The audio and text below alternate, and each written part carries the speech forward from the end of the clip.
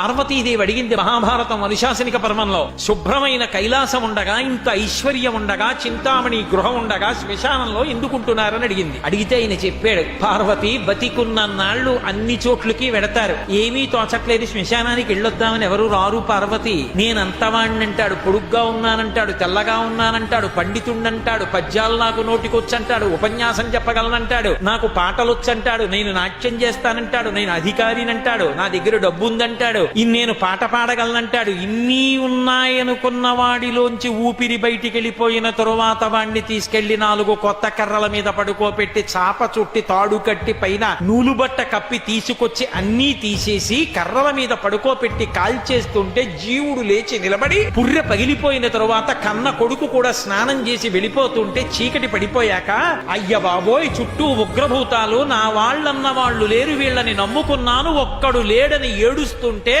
నేనున్నాను రా అని చెప్పడానికి నేను కూడా లేకపోతే చచ్చిన వాడు 1000 మాటలు చచ్చిపోతాడని అక్కడ ఉన్నాను పార్వతి, నా కర్మకాల అక్కడ లేనన్నాడు.